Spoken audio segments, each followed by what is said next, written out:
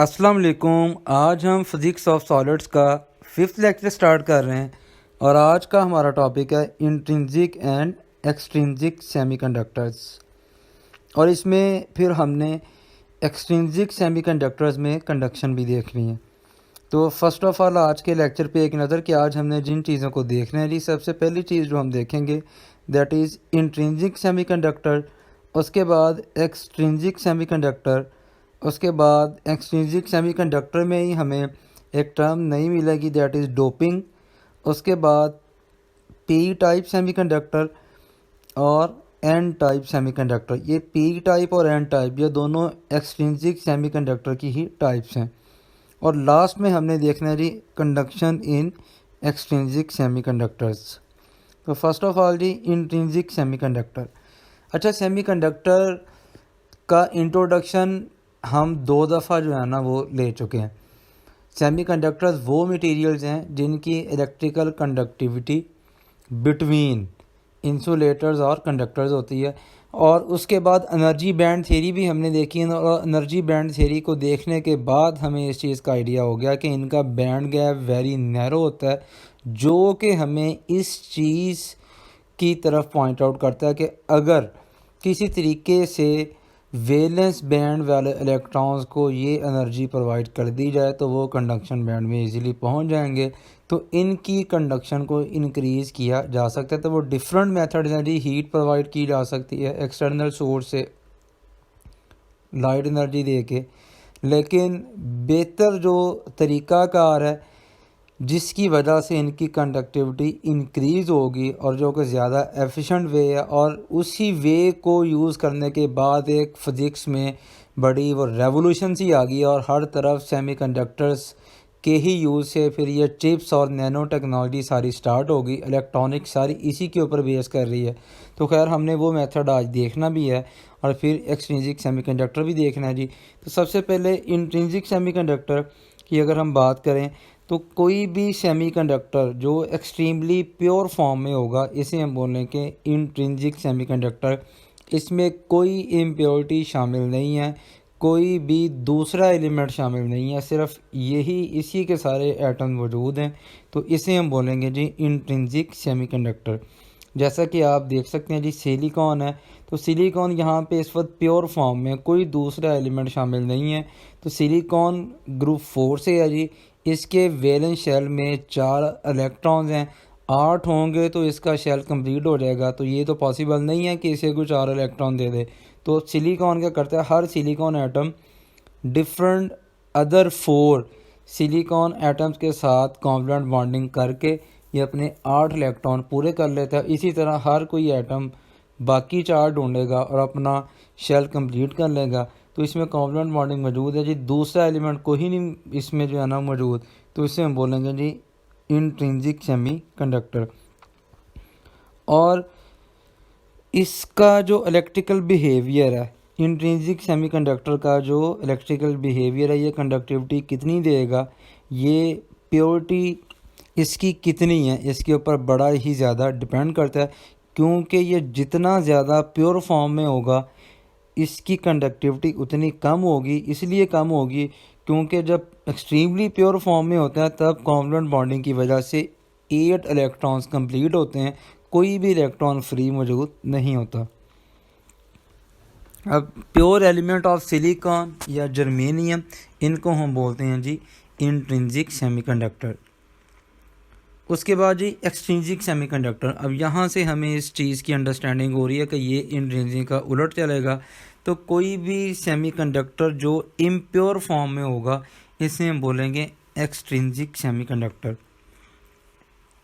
जैसा कि यहाँ पे आप डायग्राम में देख सकते हैं जी कि सिलिकॉन के अंदर फास्फोरस शामिल किया हुआ है, तो एक फास्फोरस का एटम है जी, बाकी 4 सिलिकॉन के हैं। तो इस वक्त ये प्योर नहीं रह गया, ये इम्प्योर हो गया, तो इसे हम बोलेंगे जी एक्सट्रिंसिक सेमीकंडक्टर।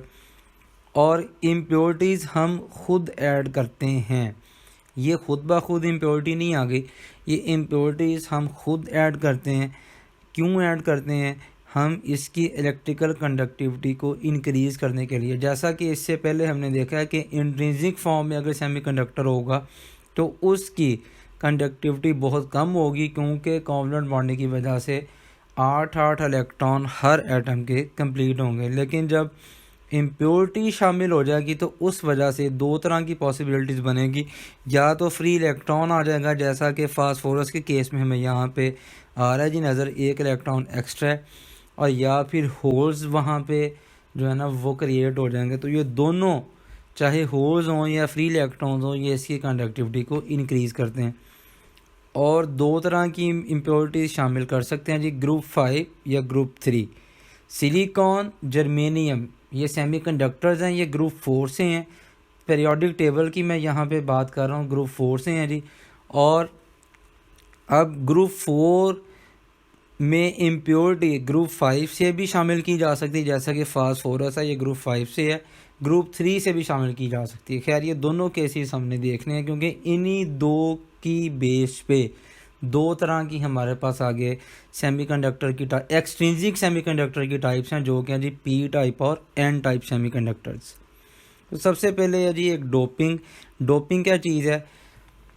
किसी इंट्रिंसिक सेमीकंडक्टर में इसकी कंडक्टिविटी को इंक्रीज़ करने के लिए जो इम्प्योरिटीज़ ऐड की जाती हैं, इसे हम कहते हैं जी doping. The process of adding impurities to the pure semiconductors to increase its conductivity is called doping.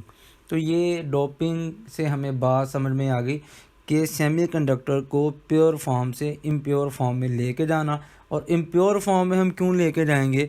हम इसकी कंडक्टिविटी को इंक्रीज़ करना चाहेंगे। और इसके काफ़ी सारे मेथड हैं जी, डिफ्यूजन से भी की जाती है, अदर और भी मेथड्स हैं जी इसमें। तो खैर डोपिंग किस तरह की जाएगी और किस रेशो में की जाएगी, ये खैर हाई लेवल की बातें हैं। तो अभी तक के लिए एक छोटी सी बात आपने याद रखनी है कि इम्प्योरिटीज़ इस रेशो में ऐड की जाती हैं कि 1 to 10⁶, जिसका मतलब है जी कि एक एटम अगर इम्प्योरिटी का है तो उसके मुकाबले में 10⁶ एटम जो हैं वो प्योर सेमीकंडक्टर के होंगे। और जिस मटेरियल को इम्प्योरिटी के तौर पे ऐड किया जाता है उस मटेरियल को हम कहते हैं जी डोपेंट। तो ये कुछ टर्म्स आपने याद रखनी है जो कि आगे हमारे काम आएंगी। तो खैर डोपिंग के जो प्रोसेस हैं ये पूरी टेक्निक्स हैं, जैसा कि मैंने बताया ये हाई क्लासेस का काम है। इसके अलावा खैर आपको इंटरनेट से, यूट्यूब से काफ़ी कुछ इसके बारे में मिल भी जाएगा। अभी तक के लिए हमारे पास अंडरस्टैंड करने वाली जो बात है वो ये बात है कि डोपिंग क्या चीज़ है और डोपिंग हम क्यों कर रहे हैं। तो ये दोनों चीज़ों के जवाब मैंने आपको दे दिया है कि डोपिंग क्या चीज़ है और हम डोपिंग क्यों कर रहे हैं। तो जैसा कि हमने इससे पहले बात की थी कि डोपिंग ग्रुप 3 से भी की जा सकती है, ग्रुप 5 से भी की जा सकती है। अगर हम ग्रुप 3 से डोपिंग करें तो उससे क्या होता है, ग्रुप 3 में सारे वो एटम्स, वो एलिमेंट्स हैं जिनके एक्सटर्नल शेल में, लास्ट शेल में, वैलेंस शेल में 3 इलेक्ट्रॉन हैं, और इन सब को हम बोलते हैं जी ट्राइवेलेंट ग्रुप है जी हमारे पास। तो जब ट्राइवेलेंट इम्प्योरिटी शामिल की जाएगी तो इससे क्या होता है जी कि इसमें सेमीकंडक्टर में होल्स काफ़ी ज़्यादा क्रिएट हो जाते हैं, और इस वजह से हम इसे, इस एक्सट्रिंसिक सेमीकंडक्टर को बोलते हैं जी पी टाइप, जिसका मतलब है पॉजिटिव टाइप। अब ये कुछ 2-3 बातें मैंने की हैं, इस बात का क्या मतलब है अब ये समझें। अब देखें ग्रुप 3 में क्या चीज़ है जी, ग्रुप 3 में एलुमिनियम है, ग्रुप 3 में बोरॉन है, इंडियम है। अब बोरॉन यहाँ पे हमने जर्मेनियम के साथ शामिल कर दिया। अब हुआ क्या, बोरॉन के वैलेंस शेल में 3 इलेक्ट्रॉन है और जर्मेनियम के पास हैं जी 4। अब क्या होगा, बोरॉन जब 4 जर्मेनियम के एटम्स के साथ मिलेगा, अब देखें 8 होने चाहिए पूरे, अब बोरॉन के पास हैं 3 तो 4 और मिल गए, तो 3 इसके अपने हैं जी इलेक्ट्रॉन, और 4 डिफरेंट जर्मेनियम के एटम्स मिले और एक एक इलेक्ट्रॉन उन्होंने शेयर कर लिया, तो ये बन गए 7। अब एक इलेक्ट्रॉन की वैकेंसी मौजूद है, एक इलेक्ट्रॉन की जगह खाली है। अब इसे हम कहते हैं जी होल। होल असल में बाकायदा फ़िज़िकल एग्जिस्टेंस इसकी कुछ नहीं है, just the absence of electron, electron की गैर मौजूदगी को हम कहते हैं जी होल। बिल्कुल इसी तरह जैसा कि हम डार्कनेस की बात करें तो डार्कनेस क्या चीज़ है? It is the absence of light. रोशनी का ना होना यही चीज़ अंधेरा है। तो एग्जैक्टली इसी तरह इलेक्ट्रॉन की गैर मौजूदगी, इसे हम कहते हैं जी होल। अब इससे क्या हुआ, ये एक जो ग्रुप हमारे पास आया, इसके पास इलेक्ट्रॉन एक्सेप्ट करने की गुंजाइश मौजूद है। इस वजह से हम इस इम्प्योरिटी को, ट्राइवेलेंट जो इम्प्योरिटीज़ होती हैं, इसको हम कहते हैं जी एक्सेप्टर इम्प्योरिटीज़। अब ये एक ग्रुप है। इसी तरह बोरोन का दूसरा एटम बाकी 4 के साथ मिलेगा, वहाँ पे भी एक इलेक्ट्रॉन की वैकेंसी मौजूद होगी। इस तरह तीसरा होगा, और ये पूरा पैटर्न जब पूरे क्रिस्टल लेटिस में जब रिपीट होगा तो यहाँ पे काफ़ी ज़्यादा होल्स क्रिएट हो जाएंगे। अब ये होल्स इस चीज़ की इंडिकेशन दे रहा है कि इसकी इलेक्ट्रिकल कंडक्टिविटी इंक्रीज़ हो जाएगी। वो क्यों इंक्रीज़ हो जाएगी? क्योंकि देखें, होल इलेक्ट्रॉन के लिए अट्रैक्टिव प्लेस है। तो ऐसा होगा कि इलेक्ट्रॉन को, एक ग्रुप के इलेक्ट्रॉन को दूसरे ग्रुप में जब होल नज़र आएगा तो वो उधर पहुंचने की कोशिश करेगा कि इस वैकेंसी को फिल कर दे। जब वो उधर वैकेंसी को फिल करेगा तो अपने पीछे वैकेंसी खाली छोड़ देगा, जो को उसको फिल करने के लिए पीछे से इलेक्ट्रॉन आ जाएगा। तो ये सारा प्रोसेस चलता रहेगा। जब हम बैटरी कनेक्ट करेंगे तो ये होल्स की वजह से क्या होगा जी, इलेक्ट्रिकल कंडक्टिविटी इंक्रीज़ हो जाएगा। और ये देखें, इसमें एक और बात भी आपने अंडरस्टैंड करनी। अब इस ए ग्रुप की अगर बात करें तो बोरॉन के 3 इलेक्ट्रॉन्स, ये 3 इसके अपने हैं, और 4 जर्मेनियम के साथ जुड़े तो ये 7 हो गए। अब 8 होने चाहिए थे। अपीयर इस तरह हो रहा है जैसा कि एक इलेक्ट्रॉन की कमी है, एक इलेक्ट्रॉन शायद इन्होंने लूज़ कर दी है। तो ये पूरा ग्रुप अपीयर होता है हमारे पास ऐसे जैसा कि इसके ऊपर पॉजिटिव चार्ज है, हालांकि है नहीं, क्योंकि ऑन द होल अगर हम देखें तो ये न्यूट्रल है। न्यूट्रल इसलिए है क्योंकि कहीं से कोई इलेक्ट्रॉन नहीं गया। बोरॉन के भी अपने इलेक्ट्रॉन है, जर्मेनियम के भी अपने इलेक्ट्रॉन है, तो किसी ने इलेक्ट्रॉन लूज़ नहीं किया, शेयर किया है। लेकिन शेयर करने के बाद भी ऐसा फील हो रहा है कि जैसा कि एक इलेक्ट्रॉन की कमी है, क्योंकि 8 होने चाहिए थे तो 7 मौजूद हैं। तो ये पॉजिटिव चार्ज वाला बिहेवियर एक शो होता है। तो इसी वजह से इस सेमीकंडक्टर को हम पी टाइप सेमीकंडक्टर भी बोलते हैं। और गैलियम, इंडियम, बोरॉन, एलुमिनियम, इनकी बात करें तो ये सारी एक्सेप्टर इम्प्योरिटीज़ हैं। और लास्ट कंक्लूडिंग बात पी टाइप की वो यही है जी कि पी टाइप सेमीकंडक्टर में जो कंडक्शन इंक्रीज़ होती है, it is due to the availability of holes. इसके बरक्स अगर हम एन टाइप की बात करें, जिसे हम नेगेटिव टाइप सेमीकंडक्टर की भी जो है ना वो नाम देते हैं, तो ये हमारे पास कब बनेगा? जब इंट्रिंसिक सेमीकंडक्टर में या प्योर सेमीकंडक्टर में जब पेंटावेलेंट इम्प्योरिटी, पेंटावेलेंट इम्प्योरिटी कहाँ से आएगी? ये ग्रुप 5 से आएगी। जब इसको शामिल किया जाएगा तो इससे large number of electron create हो जाएंगे। तो उस वक्त जो एक्सट्रिंसिक सेमीकंडक्टर फॉर्म होगा, इसे हम बोलेंगे एन टाइप सेमीकंडक्टर। जैसा कि आप डायग्राम में देख सकते हैं कि हमने फास्फोरस को शामिल कर दिया। अब फास्फोरस जो है ये ग्रुप 5 से है। अब देखें ग्रुप 5 वालों के क्या प्रॉपर्टी है, इनके पास वैलेंस शेल में 5 इलेक्ट्रॉन है।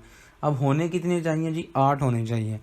अब होगा क्या, फास्फोरस के साथ 4 सिलिकॉन के एटम जब साथ आके जुड़ेंगे, अब हर सिलिकॉन जो है, हर सिलिकॉन का एटम एक एक इलेक्ट्रॉन अपना शेयर करेगा। अब एक एक इलेक्ट्रॉन उन 4 से आएगा, 4 हो जाएंगे, और 5 फास्फोरस के अपने थे, तो ये टोटल हो गए 9।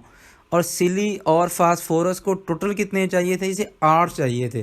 तो एक इलेक्ट्रॉन यहाँ पे एक्स्ट्रा आ चुका है, और ये फ्री इलेक्ट्रॉन, इसे कोई अकोमोडेट नहीं कर रहा, क्योंकि 8 की वैकेंसी 8 होने चाहिए थे और 8 ने अपनी प्लेस फिल कर ली, तो ये 9वें वाला फ्री हो गया। अब ये कंडक्शन में हेल्प करेगा। इसी तरह एक और ग्रुप होगा, उसमें भी एक फास्फोरस और 4 सिलिकॉन, उसमें भी एक इलेक्ट्रॉन एक्स्ट्रा आ जाएगा। इसी तरह तीसरा ग्रुप, चौथा, 5वां, छठा, 7वां, 8वां, और ये टोटल क्रिस्टल लेटिस में हमारे पास काफ़ी सारे फ्री इलेक्ट्रॉन्स आ जाएंगे। अब देखें, हमें तो यही चाहिए था, इलेक्ट्रॉन ही चाहिए थे। तो जैसे ही बैटरी वगैरह कनेक्ट करेंगे तो ये ही फ्री इलेक्ट्रॉन अपनी मोशन स्टार्ट कर देंगे और इसकी कंडक्टिविटी इंक्रीज़ हो जाएगी। तो यहाँ से आपको शायद अंडरस्टैंडिंग इस बात की हो रही है कि प्योर सेमीकंडक्टर में जब हमने डोपिंग करवाई तो डोपिंग करवाने के बाद इसकी कंडक्शन कैसे इंक्रीज़ हो जाएगी। तो अब जी ग्रुप 5 वाली पेंटावेलेंट जो इम्प्योरिटीज़ होती हैं इसको हम कहते हैं ये डोनर इम्प्योरिटी इसलिए कहते हैं क्योंकि इन को शामिल करने के बाद इलेक्ट्रॉन एक्स्ट्रा हो जाते हैं और इनमें एबिलिटी होती है कि ये अपना इलेक्ट्रॉन फर्दर किसी को डोनेट कर सकते हैं। एंटीमनी, आर्सेनिक और फास्फोरस ये सारे जो हमारे पास इम्प्योरिटीज़ हैं ये ग्रुप 5 से हैं और इन्हें हम पेंटावेलेंट इम्प्योरिटीज़ कहते हैं जी। और यहाँ से हमें ये बात भी समझ में आ गई कि एन टाइप सेमीकंडक्टर में जो कंडक्शन इंक्रीज़ होती है it is due to the availability of electrons. Conduction की अगर बात करें तो एक्सट्रिंसिक सेमीकंडक्टर में जो कंडक्शन इंक्रीज़ होती है वो होल्स और इलेक्ट्रॉन्स की वजह से होती है। जब हम एक्सट्रिंसिक सेमीकंडक्टर को बैटरी के साथ कनेक्ट करते हैं जी तो इलेक्ट्रॉन पॉजिटिव साइड की तरफ अट्रैक्ट होते हैं। और होल्स की बात करें, अब होल देखें मैं फिर यहाँ पे रिपीट कर रहा हूँ, चाहे हमें एरो हेड यहाँ नज़र आ रहे हैं, आपको और भी बुक्स में मिलेंगे, लेकिन होल्स असल में क्या चीज़ है, ये इलेक्ट्रॉन की वैकेंसी है।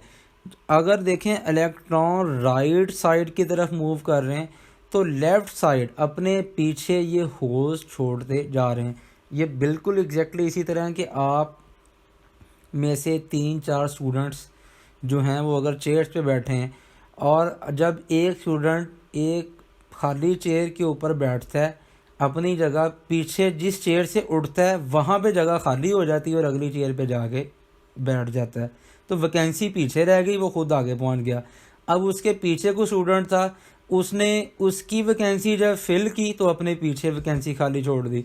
उसके पीछे जो स्टूडेंट उसने उसकी वैकेंसी फिल की, पीछे जगह खाली छोड़ दी। तो ये सिलसिला इसी तरह चलता जाता है। स्टूडेंट्स राइट साइड की तरफ जाते जा रहे हैं और वैकेंसी लेफ़्ट साइड की तरफ जाती जा रही है।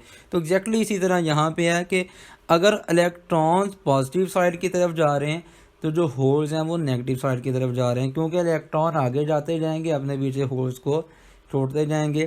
तो अब इसी वजह से अब सेमीकंडक्टर का जो करंट होगा ये इलेक्ट्रॉन और होल की कंबाइन मोशन की वजह से होगा। जैसे जैसे इलेक्ट्रॉन एक साइड की तरफ मूव करते हैं तो होल्स असल में दूसरी साइड की तरफ मूव कर रहे होते हैं। तो जो कंबाइंड या नेट करंट अगर हम बात करें किसी भी सेमीकंडक्टर का जो नेट करंट होता है it is due to the flow of holes and electrons.